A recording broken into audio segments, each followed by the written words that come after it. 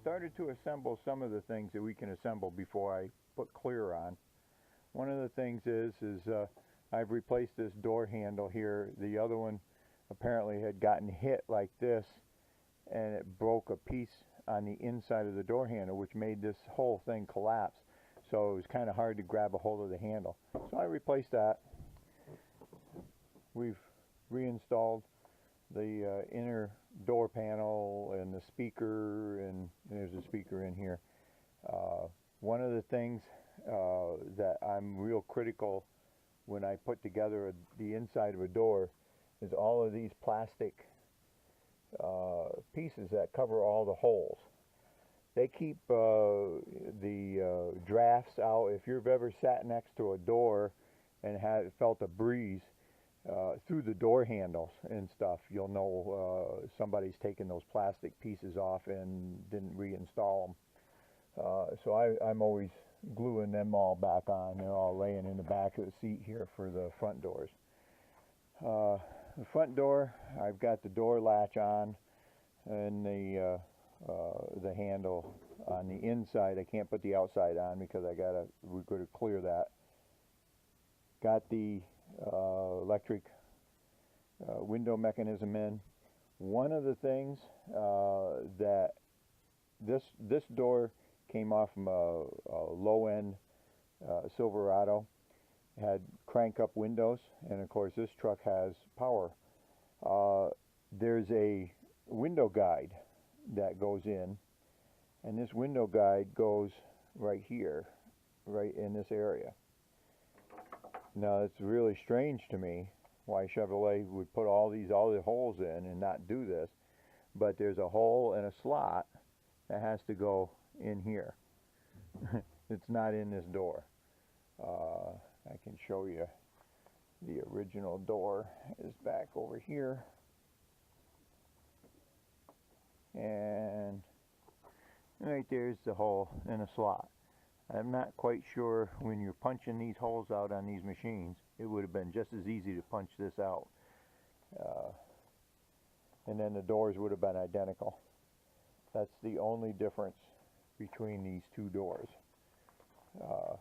So it's kind of a strange thing. So we gotta drill and cut that slot in. Other than that, the doors will match perfectly. All right.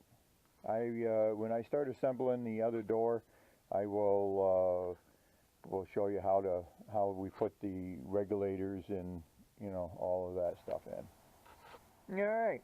Well, we're going to put this door together. We're going to put it was a wind-up window hand door in the other truck, and this truck is a power window and power mirrors, etc. Power door locks. So this is how you put the door back together after you've completely gutted it. Alright, one of the first things you got to do is, obviously we have the electrics back into it, so we have to kind of run all the electrics and make sure they're all in the right spot.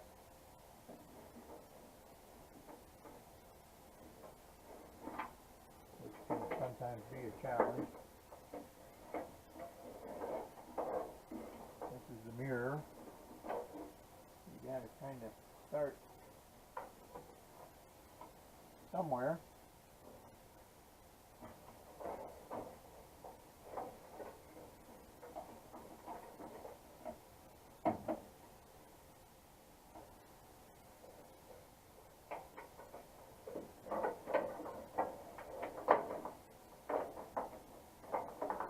These are the door controls. This is a subwoofer. Woofer. Speaker, wire, and another door. These all go to whatever it happens to be here. There it is. This all goes to your power door locks, all that stuff.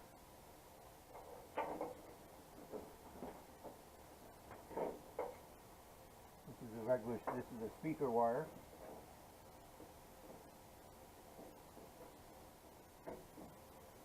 All this stuff kind of falls back into place. In fact, we did a pretty good job of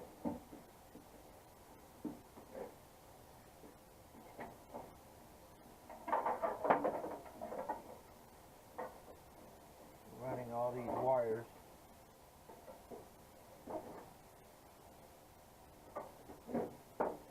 And when things don't line up, you know you've got them in the wrong spot.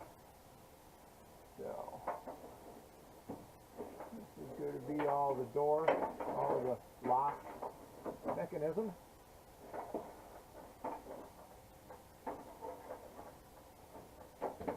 Sometimes you got to go first one way, then back the other way. Kind of get an idea of where things have got to go. This one's in the wrong spot. It looked like it was coming out right.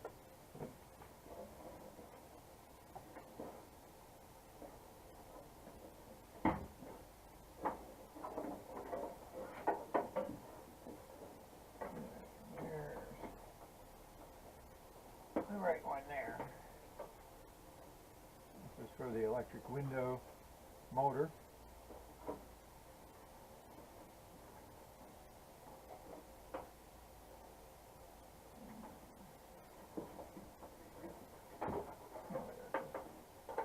This one will go down here. There. This is a light that's in the door that opens when you open the door.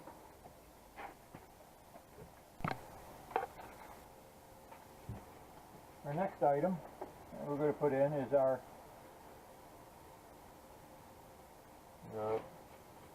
mechanism that holds the door open so that it doesn't go back shut on you. We'll kind of put that in so because you're going to have a lot of things in your way. It's going to go in and then it turns.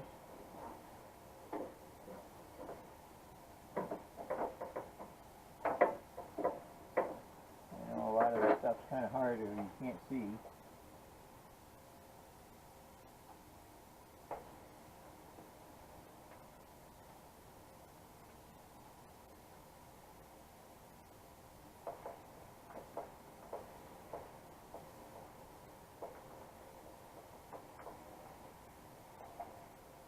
3 bolts, 2 nuts and a bolt.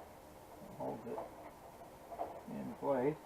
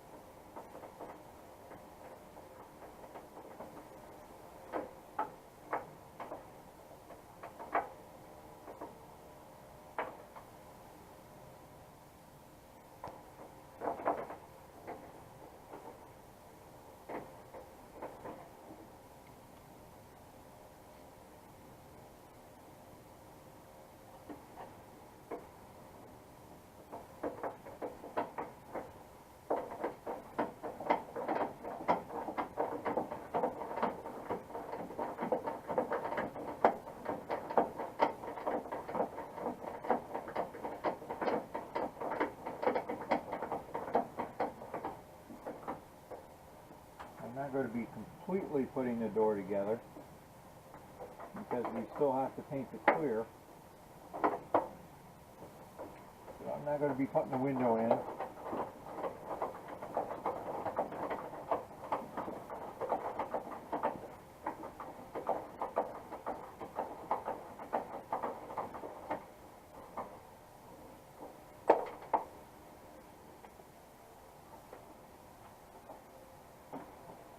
There's the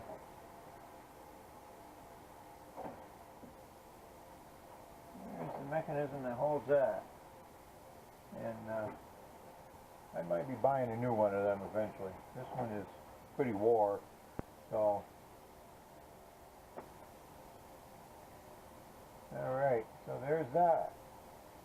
Next item up is the door lock.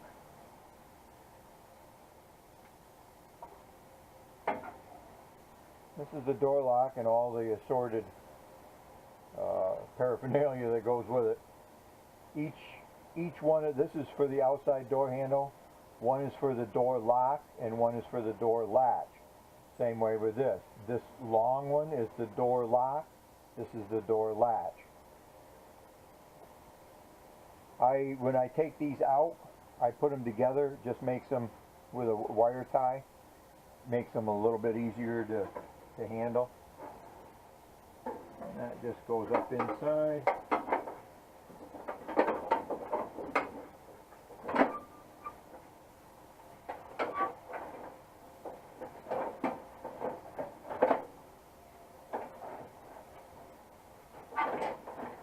And one of the things, once you get it kind of where it goes, you can pull it back down and hook up all of your wiring, because it's just a whole lot easier to do this now.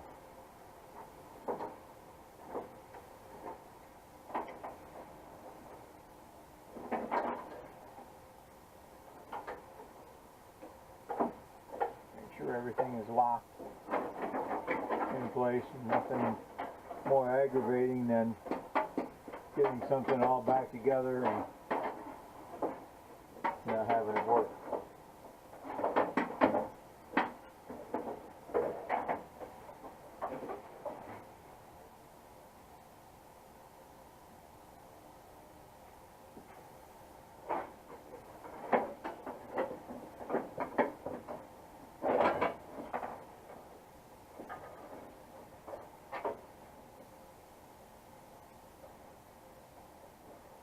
Once the first bolt's in, you got it made.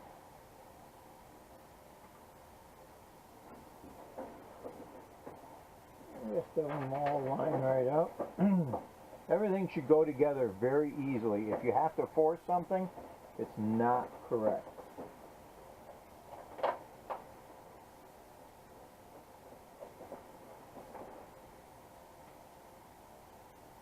These are held in with a torque screw.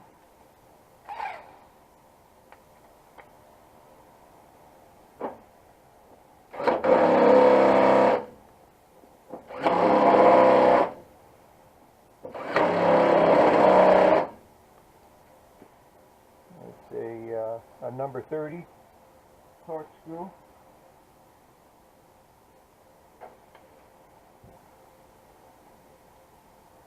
Now these here are little clips that hold the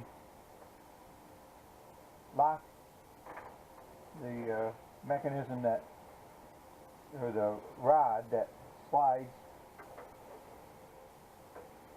for the lock. From the factory, these have white lithium grease. Since these are, especially since these are power,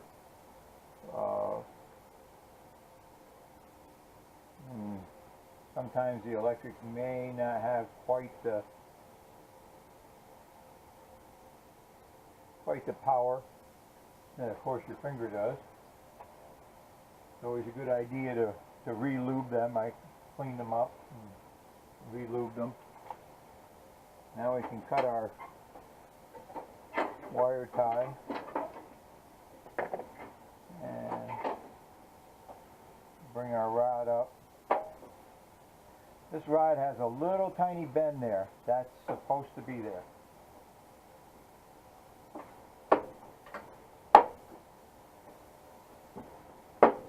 I have straightened that out in years past and then realized it had to be there in order for the door panel to go back on.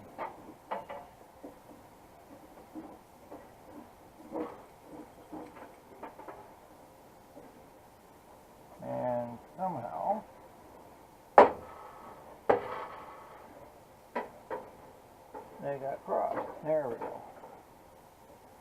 That has to be on the outside.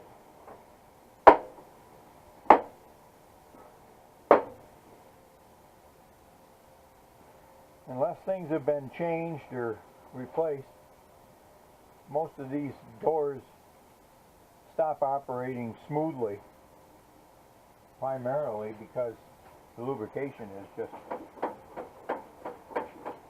wore off.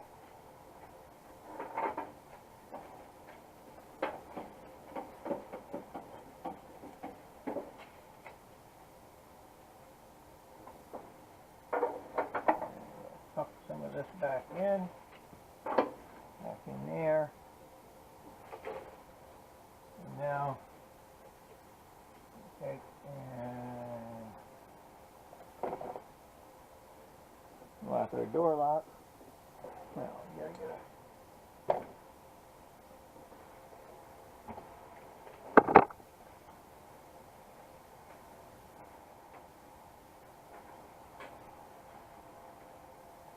easiest way to do this is with a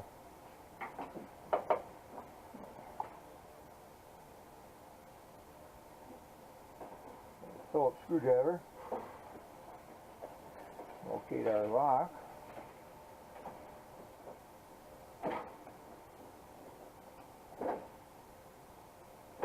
Unlock the door.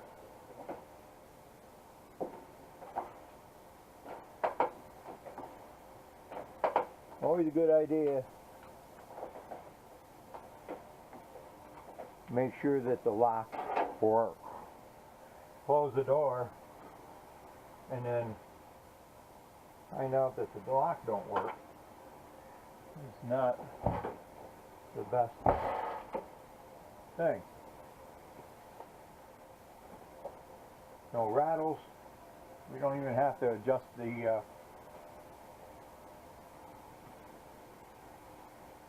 kind of had it close to begin with. All of our body lines line up. Our gap here is in good shape. Our gap here is in good shape. So it looks like everything is a success as far as that part goes. All right, we got that.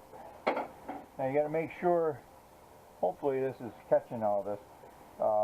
This is the door actuator rod. That has to be on the outside. Now what we're doing is we're clearing the decks here so that we can install our power window regulator. And that's just, when you buy these brand new, they come basically just like this in a box. This is one of the things that's always a good idea to lubricate while you got it out.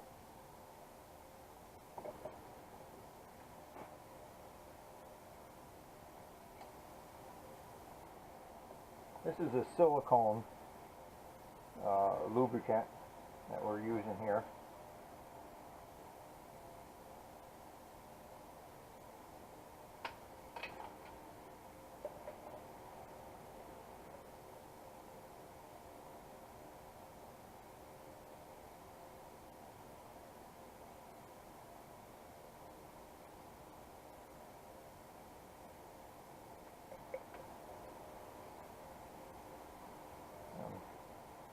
Not completely sure what they use. Hard to tell. Usually most of it looks like is white lithium.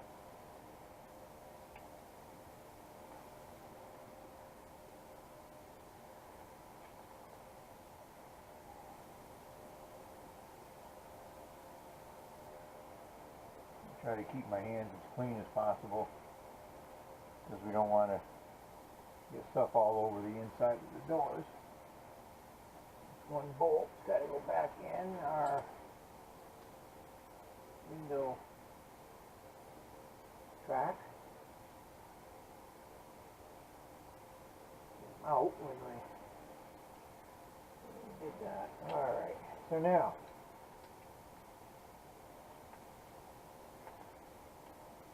hold these like this. put the first one down in, second one goes in like that, and then it just rotates.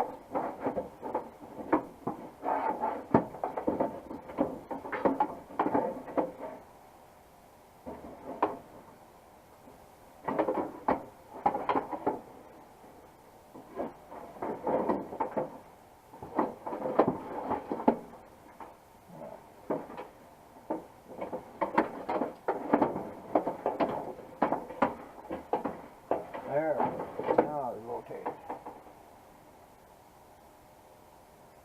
6 screws in it.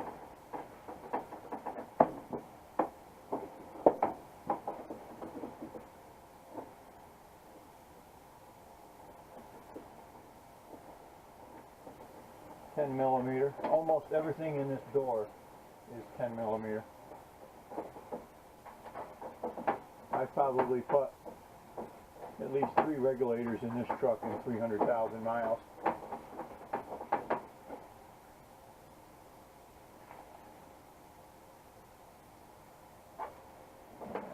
This one here, back this way.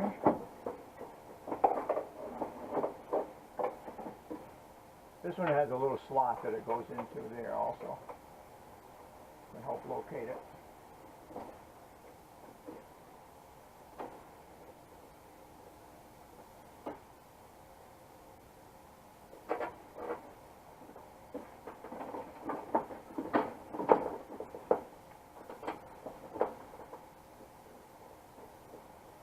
One way you can tell that it's an aftermarket, I always kind of just try to settle these in place here. An aftermarket, the original motor will have the plug-in right on the motor. Aftermarkets are separate.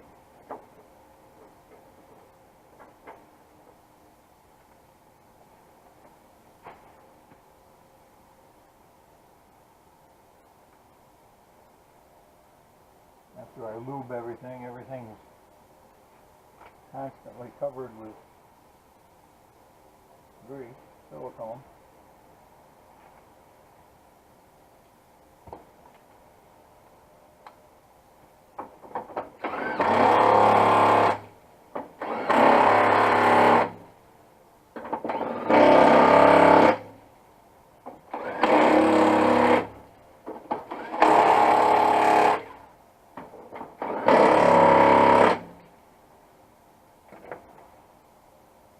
And that particular impact, it's an electric impact from Snap-on, puts more than enough torque on these bolts.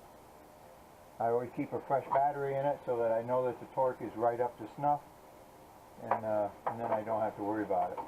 Like I say, these are the control wires that go on that panel. This is the speaker wire.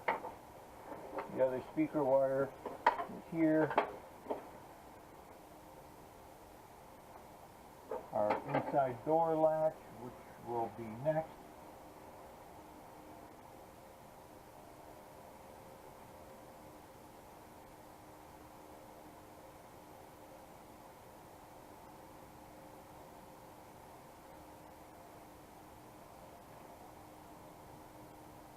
These clips, you push the rod, the end of this rod, the angle goes down in, and then this clip goes over top of the rod, and that's what holds it in.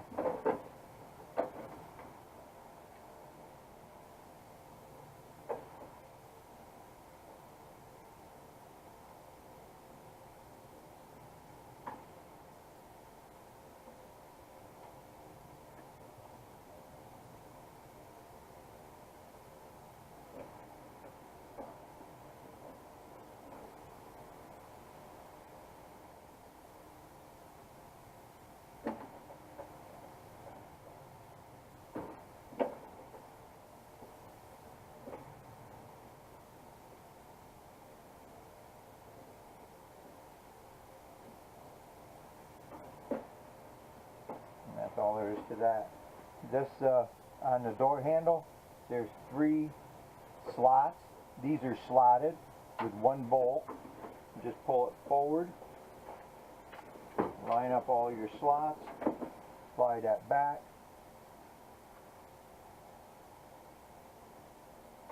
and put your bolt in.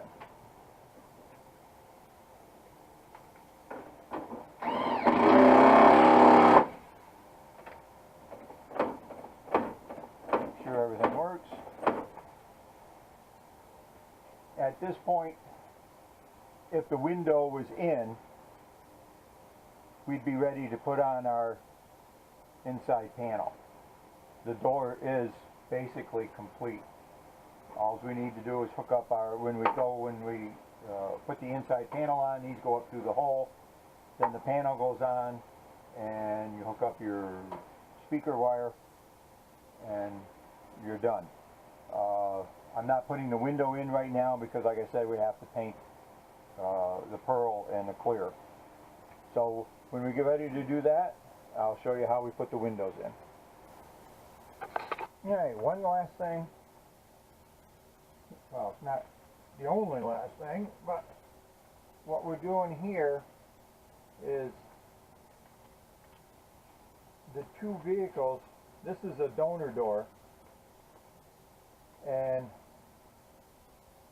when you do that, the data plate that's on the door that tells the GVW is not correct. On some of the trucks or cars, there's also a VIN. When we did New York State inspections, sometimes the inspection machine would ask us to shoot the code on the door, and if the door VIN didn't match the VIN on the registration, there was always kind of, sometimes there was questions. Never a big deal, but it was always a question. So we've taken the VIN or the plate off from the original door, and it'll go on here. The way you take those VIN, normally when you peel them off, they'll say void or all kinds of stuff underneath. The way you take them off, you use a heat gun, a good heat gun, and don't heat the sticker itself. Heat underneath through the door. Stick your gun, the heat gun, inside of here, and heat the back side of this. And be patient, because it'll eventually soften the adhesive, and you'll be able to just very carefully peel it right off without ruining it.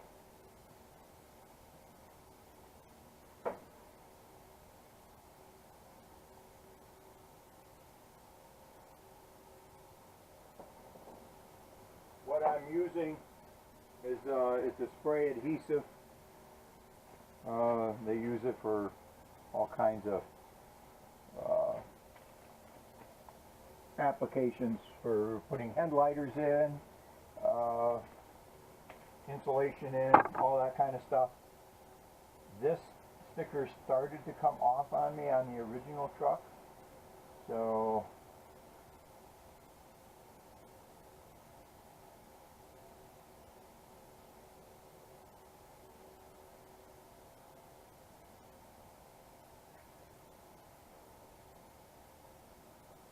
hopefully we got that.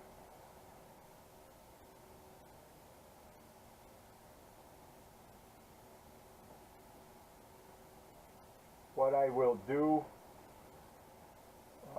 when I shoot the clear, I will clear over top of this, so that will seal this sticker right on. So now this sticker is the original sticker off the original door for this truck, and it'll match. This doesn't happen to have a VIN number on it. Some of them will have a VIN number on them that matches the VIN on the windshield. This is kind of an odd truck to begin with. I don't know if I've mentioned it before, but it originally started life out as a 2000 GMC Sierra, what is it, SLT or whatever it is, a little bit uppity class vehicle. It's been totaled twice. Ford Explorer hit me on the other side, and I hit a deer doing 55 and never touched the brakes with the front, which exploded the front end. And so it sat for a year, and because it had 200 and some thousand miles on it, I wasn't going to spend the money to fix it. Then a customer, I used to run an auto shop, a customer came in that had a 99 Chevrolet short bed, not an extended cab, that the frame was completely rotted out on. Bought that truck, used the nose and the pickup box, resurrected the truck. It was multicolored if you've been following along. There was a red nose, red box, gold in the center, and I drove it that way at least 3 years, to where the point it was just kind of looked like it should be done, looked like we should restore it. So that's the whole story onto it. That's one reason why it's important I want this back on here, because my license plates technically will come back to a GMC, but it looks like a Chevrolet. So if there's ever a question, I got all the documentation. All right. So that's one more thing to think about when you're swapping doors. Get this data plate off from your door.